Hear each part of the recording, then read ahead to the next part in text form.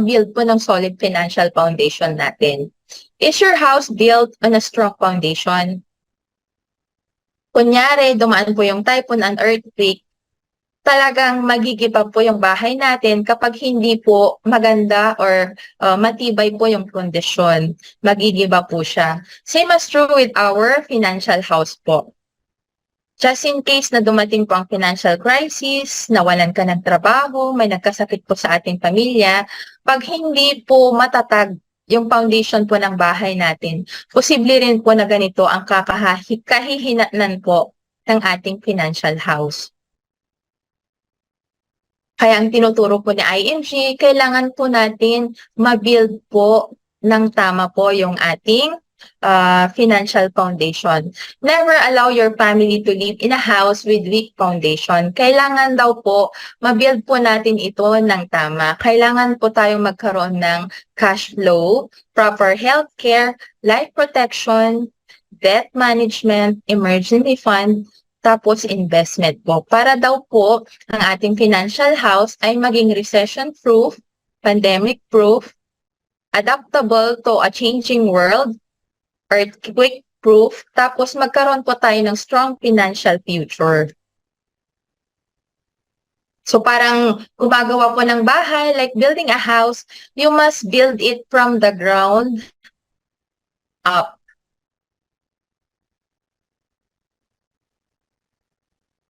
So ang unang-unang gagawin nating pundasyon po para matibay po ang ating financial house po ay kailangan po nating increase po yung ating cash flow.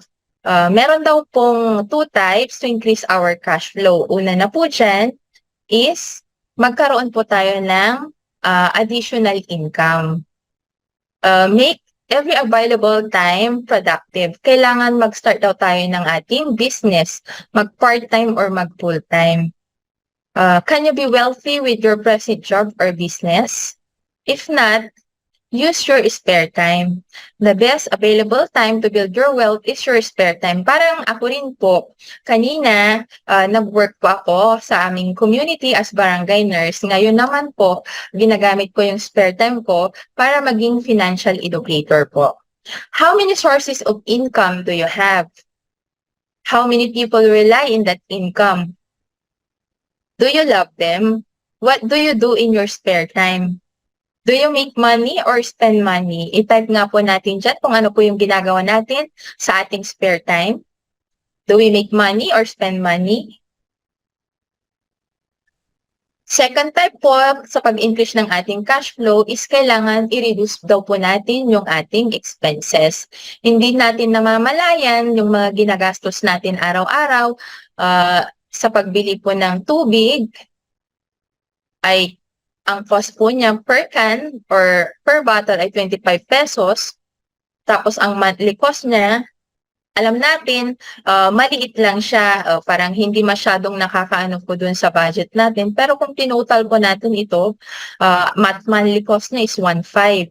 Annual cost is 18,000 pesos.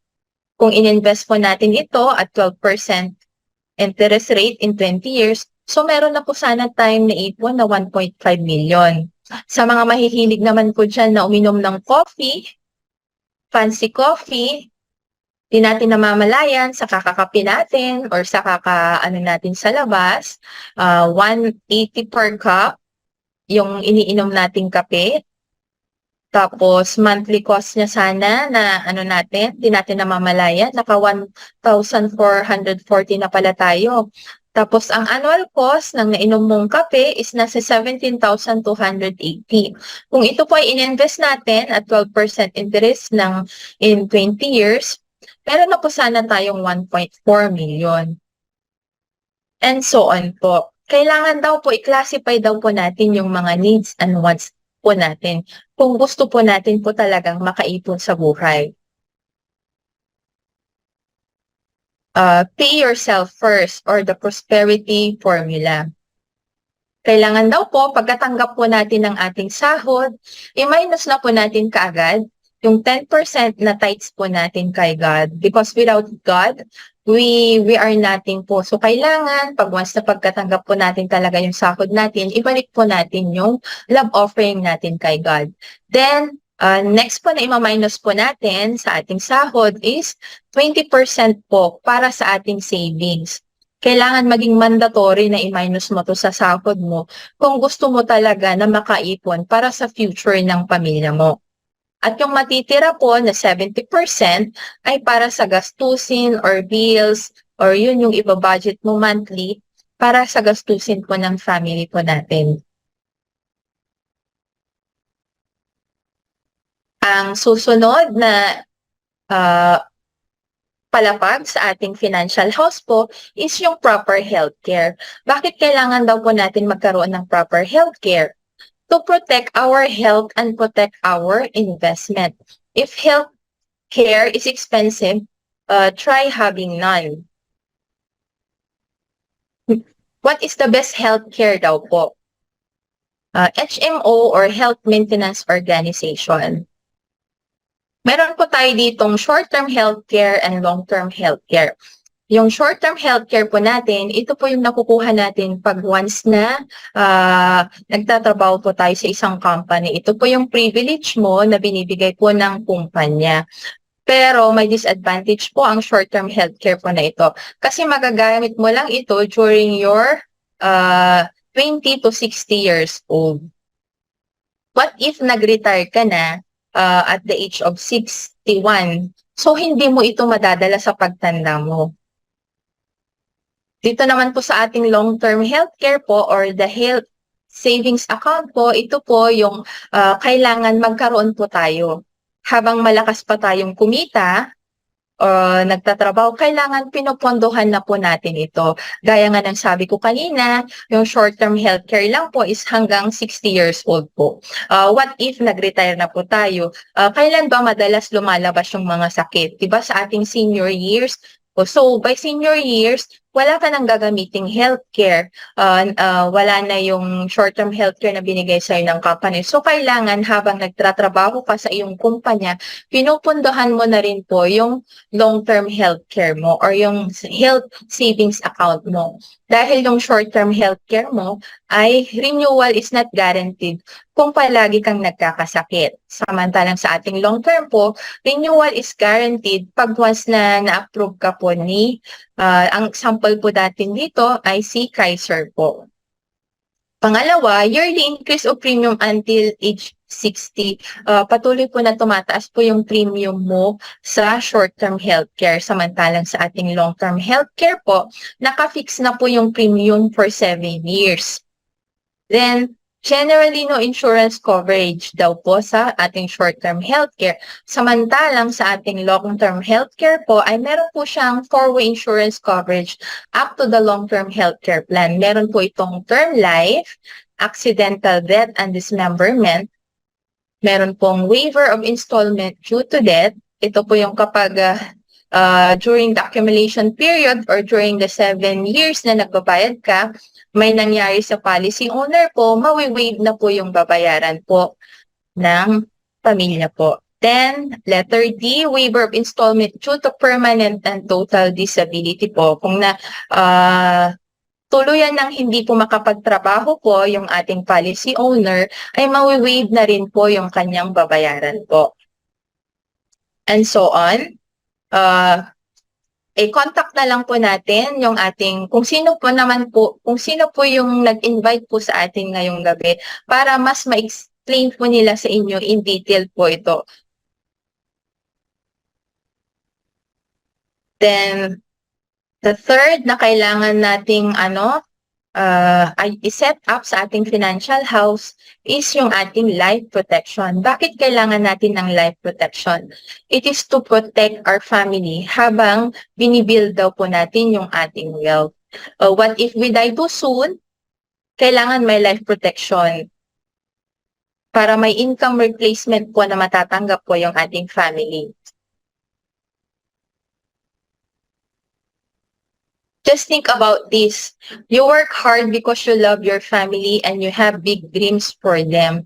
What will happen to your dreams for them if something happens to you.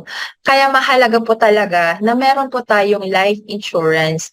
In case you can't be there to catch them, you are sure you have a safety net. Yun nga po yung sinabi ko kanina na meron pong income replacement po na matatanggap or cash na matatanggap po yung pamilya natin pag once po na may nangyari po sa atin. Ito po yung nakakalungkot. Most people have adequate protection on their cars, but few have enough for their loved ones. Estimated cost of 1 million car insurance ay 20,000 pesos per year. Estimated cost of 1 million life insurance is 7,400 per year at age 35. Kailangan po maunawaan po talaga natin na kailangan natin kumuha ng ating life insurance dahil para po iyon sa ating pamilya. We only live once. Kaya dapat proteksyonan po natin ang ating sarili and we make sure na yung pangarap po natin sa ating pamilya ay maitutuloy po. Yung makukuha po nilang cash po na maproprovide po ng life insurance po para hindi po sila mahirapan kapag tayo po ay kinuha po ni Lord ng maaga. Ang susunod po na kailangan nating i-build sa ating financial house po is yung debt management daw po. Kailangan po nating bayaran yung ating utang dahil hindi ka aasenso kung hindi mo ito nabayaran. Dahil ang utang din daw po ay isang anay. Parang sa isang bahay po, pag may anay, kahit anong gawin mong repair dyan, parang masisira at masisira pa rin. So kailangan nating i-eliminate po talaga ang utang. Why we need to manage our debts? Dahil ang debt daw po can turn into a disease. Pwede niyang i-control ang iyong buhay, diminish your happiness, and can limit your freedom. Tama po, parang yung mga kakilala po na parang tago ng tago, it can limit your freedom kasi pinagtataguan nila yung mga taong pinagkakautangan nila. Tapos hindi na rin sila nakakatulog ng maayos dahil iniisip nila kung saan sila kukuha ng pambayad para sa kanilang mga utang. We should know also the difference of good debt and bad debt po. Halimbawa, bumili po tayo ng isang cellphone. So, yung good debt siya kapag ginamit mo siya na pang business kay ING. Bad debt naman po siya kapag ginamit mo lang na parang pangporma sa barkada, parang ganun po. So, kailangan para good debt siya, gamitin mo, meron po siya itong return of investment po. Dapat pagkakitaan mo siya. Umutang ka para pagkakakitaan mo. Panglima na kailangan nating i-build po ay yung ating emergency fund. Bakit kailangan natin ng emergency fund daw po? To protect our investment against put and take, para makaiwas din po sa utang. Ang financial emergencies daw po ay napaka-unpredictable. Yes, hindi po natin talaga ma-predict ang emergencies po. Halimbawa na lang po yung extended care po para sa ating magulang or in-laws, nagkaroon ng major repair po due to accident, nasira po yung ating sasakyan or bahay, appliances, nagkaroon po ng catastrophe, nagkaroon ng earthquake, storm, pandemic, accident, nagkaroon ng sudden loss of income, loss of job. So yan po pumapasok yung isi-save po nating emergency funds po natin. Just in case na magkaroon tayo ng emergency po, ay meron po tayong mahuhugot anytime po. Charging your emergencies to debt will create more problems. Ang unplanned travel or gimmick, wife giving birth, college tuition fee, ay may tuturing po ba nating emergency? 'Di ba hindi po? Dapat ang mga ito, ngayon pa lang, ay pinagplaplanuhan na natin. Let's say, buntis yung asawa mo, kailangan the fact na nalaman mo ng buntis siya, kailangan paghandaan mo na hindi yung ipapangutang mo sa oras ng panganganak ng misis mo. So, ang solution po natin dyan, kailangan ma-build po natin yung ating emergency funds. Kailangan daw po, meron po tayong 6 times po ng ating monthly income na imaitatabi po sa bangko para just in case na magkaroon ng emergency, ay may mahuhugot po tayo anytime. At ang pinakatuktok na po ng ating bahay ay yung investment. Bakit kailangan natin ng investment? To reach your goal, to reach your financial goal. Knowing how to save is not enough. So we need to know how to grow that savings daw po.